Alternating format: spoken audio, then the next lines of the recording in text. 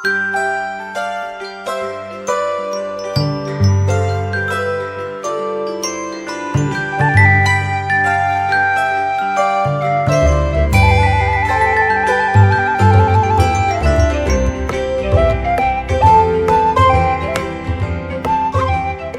pagi sahabat GPIB dimanapun berada. Kita berjumpa dalam acara Morning Call pada pagi hari ini bersama dengan saya, Pendeta Nurmala Beru Ginting. Sebelum kita memulai aktivitas pada hari ini, maka mari kita bersama-sama merenungkan firman Tuhan dari Injil Lukas pasal 5 ayat 1 sampai dengan ayat 7. Sebelum kita membaca firman Tuhan dan merenungkannya, mari kita memohon bimbingan Roh Kudus agar kita dimampukan untuk memahami dan melakukan firman Tuhan. Mari kita satukan hati dan pikiran, mari kita berdoa. Tuhan Allah yang setia, di pagi hari ini kami datang ke hadapan-Mu. Kami mengucap syukur untuk nafas kehidupan dan kesempatan baru yang Kau berikan kepada kami. Sebelum kami mendengar firman-Mu, kami ingin menenangkan hati kami di hadapan-Mu. Ada kami yang saat ini pikirannya masih tertinggal pada hari-hari kemarin. Ada rencana dan kekhawatiran yang sudah menunggu hari ini. Ada kami yang datang dalam semangat, ada juga kami yang dalam kelelahan. Ada yang dalam banyak pikiran, pertanyaan, dan sedikit pengharapan. Tetapi ada juga yang kami berada di dalam pengharapan dan penantian akan karya Tuhan. Kami mohon ya Bapa, tenangkan hati dan pikiran kami di hadapan-Mu. Berikan kami kerendahan hati untuk menerima dan iman untuk mempercayakan hidup kami ke dalam tuntunan kasih-Mu. Agar langkah kami hari ini diarahkan oleh kebenaran-Mu dan hidup kami dibentuk oleh kehendak-Mu. Di dalam nama Tuhan Yesus Kristus kami berdoa dan memohon kepadamu. Amin. Kita akan merenungkan firman Tuhan hari ini dari Lukas pasal 5 ayat 1 sampai dengan ayat 7.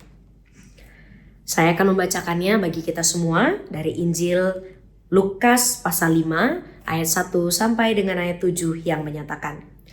Pada suatu kali Yesus berdiri di pantai Danau Genesaret. Sementara orang banyak mengerumuni Dia hendak mendengarkan firman Allah. Ia melihat dua perahu berlabuh di tepi danau. Nelayan-nelayannya telah turun dan sedang membasuh jalannya. Ia naik ke dalam salah satu perahu itu, yaitu perahu Simon, dan meminta dia mendorong perahunya sedikit jauh dari pantai, lalu ia duduk dan mengajar orang banyak dari atas perahu. Setelah selesai berbicara, ia berkata kepada Simon, "Bertolaklah ke tempat yang dalam dan tebarkanlah jalamu untuk menangkap ikan."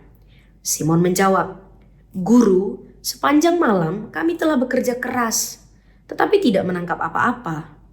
Namun, karena perkataanmu itu, aku akan menebarkan jala." Setelah mereka melakukannya, mereka menangkap sejumlah besar ikan sehingga jala mereka mulai koyak. Lalu mereka memberi isyarat kepada teman-temannya di perahu yang lain supaya mereka datang membantunya. Mereka pun datang, lalu kedua perahu itu mereka isi dengan ikan hingga hampir tenggelam. Demikianlah pembacaan Alkitab. Berbahagialah setiap mereka yang membaca, merenungkan, dan melakukan firman Tuhan. Terpujilah Kristus. Haleluya. Sahabat GPIB yang dikasihi Tuhan, ada satu kalimat dalam bacaan ini yang mungkin terdengar sederhana, tetapi saya merasa sangat tergugah ketika membacanya. Ketika Yesus mengatakan kepada Simon, "Bertolaklah ke tempat yang dalam dan tebarkanlah jalamu untuk menangkap ikan." Kalimat ini mungkin sedikit mengganggu pada saat itu ketika disampaikan di waktu yang rasanya kurang tepat kepada orang yang saat itu sudah lelah dan dalam situasi di mana Simon sudah berusaha sebelumnya. Simon bukan pribadi yang malas. Ia baru saja bekerja semalaman dan ia sudah mencuci jala. Tanda bahwa ia sudah mencoba dan sudah selesai pekerjaan pada hari itu dan tidak ada hasil sama sekali. Yesus tidak datang di saat yang Simon masih berharap. Ia datang saat harapan justru mulai disimpan rapi. Perahu sudah di darat, lalu jala sudah dicuci. Ini menandakan pekerjaan sudah selesai, sudah ditutup. Namun justru di titik itulah Yesus berkata kepada Simon, "Bertolaklah ke tempat yang dalam dan tebarkanlah jalamu untuk menangkap ikan." Tempat yang dalam bukan sekedar lokasi, melainkan simbol dari ketidakpastian. Di sanalah kita kehilangan kendali. Di sanalah kita tidak bisa mengandalkan pengalaman, tidak bisa mengandalkan pengetahuan dan ilmu yang kita miliki. Simon sebagai seorang nelayan tentu tahu bahwa ketika Yesus menyampaikan bertolaklah ke tempat yang dalam dan tebarkanlah jalamu, Simon tahu itu bukan waktu yang tepat. Sebagai seorang nelayan, tentu Simon jauh lebih berpengalaman. Ia tahu risikonya dan ia tahu kemungkinan besarnya yaitu gagal. Dan karena itu, Simon berkata jujur kepada Yesus, "Guru, sepanjang malam kami telah bekerja keras, tetapi tidak menangkap apa-apa. Namun, karena perkataanmu itu, aku akan menebarkan jala." Dia menegaskan bahwa kami secara pikiran kami dan berdasarkan pengalaman kami, baru saja kami mencoba, tidak ada. Tapi, kata Simon, tapi karena itu perkataan Tuhan, maka dia mendengar dan melakukannya. Ketaatan Simon bukan lahir dari keyakinan penuh, melainkan dari kepercayaan yang tersisa sedikit. Di bagian mana, mungkin Yesus juga berbicara kepada kita, tidak hanya kepada Simon, tetapi di bagian mana dalam hidup kita Yesus mengatakan, bertolaklah ke tempat yang dalam dan tebarkanlah jalamu. Mungkin bukan tentang ikan, tetapi mungkin tentang relasi yang sudah lama renggang, relasi yang sudah mulai dingin karena konflik di masa lampau dan kita terus menghindari dan mengabaikannya. Mungkin di tempat itu Tuhan sedang menyuruh kita bertolak ke tempat yang lebih dalam. Ketika kita berkata, "Tuhan, aku sudah pernah mencoba." Mungkin Tuhan bilang, bertolaklah ke tempat yang dalam. Mungkin tentang pelayanan yang mulai kita hindari karena malas konflik, karena kita lelah, kita kecewa, kita merasa bahwa Tuhan waktunya sedang tidak tepat. Atau mungkin tentang kejujuran yang terasa terlalu mahal, atau pengharapan yang hampir kita lepaskan karena kita berkata, "Tuhan, hasilnya pasti sama."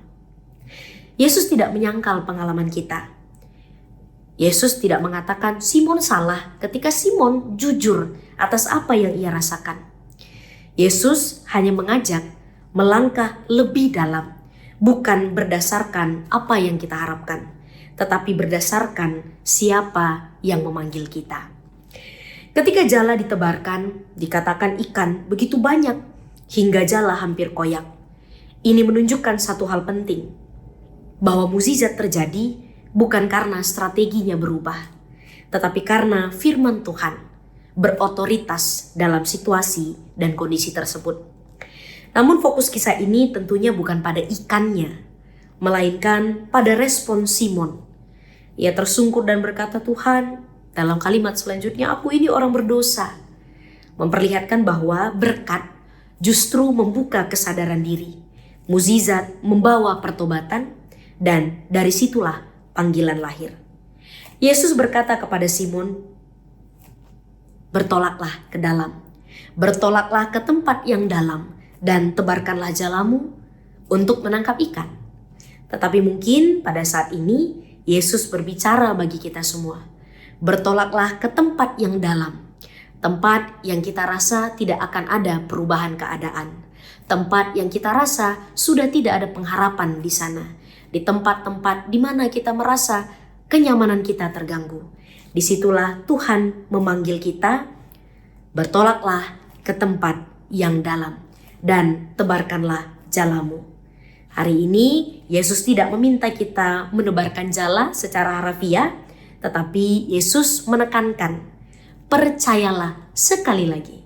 Sekali lagi. Tiap kita merasa gagal, tiap kita merasa sudah tidak ada jalan keluar, setiap kita merasa sudah buntu terhadap keadaan di depan, Yesus katakan melalui firman pada hari ini, Percayalah sekali lagi. Percayalah sekali lagi. Bertolaklah ke tempat yang dalam itu. Bukan karena kita yakin akan hasilnya, tetapi karena kita mengenal pribadi yang memanggil kita di tempat itu. Selamat beraktivitas sepanjang hari ini. Selamat berproses, merenungkan firman Tuhan dan melakukannya. Tuhan memberkati kita semua. Amin. Mari kita akhiri renungan kita pada pagi hari ini. Kita sama-sama berdoa. Mari kita memohon belas kasihan Tuhan. Mari berdoa. Tuhan yang penuh belas kasih, setelah kami mendengar firman-Mu, kami menyadari bahwa seringkali kami seperti Simon.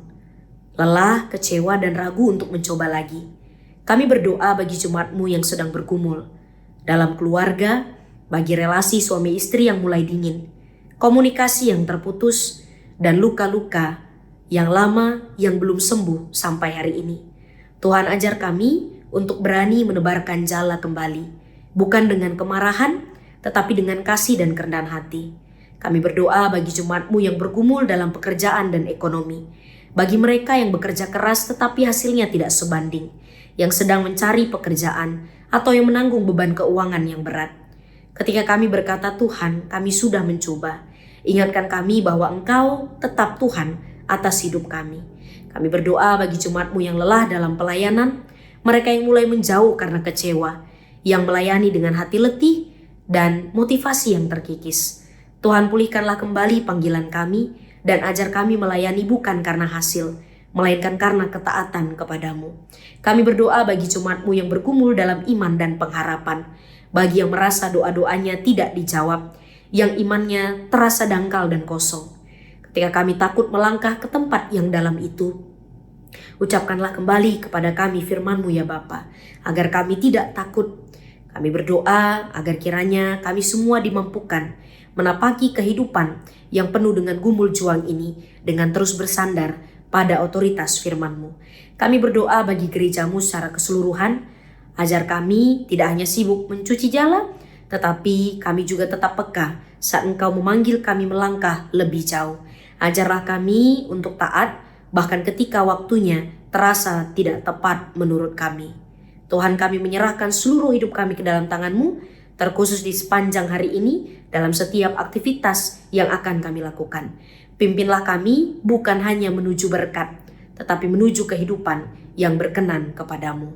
Di dalam nama Tuhan Yesus Kristus, kami menaikkan doa ini. Amin. Tuhan Yesus memberkati Bapak Ibu semua.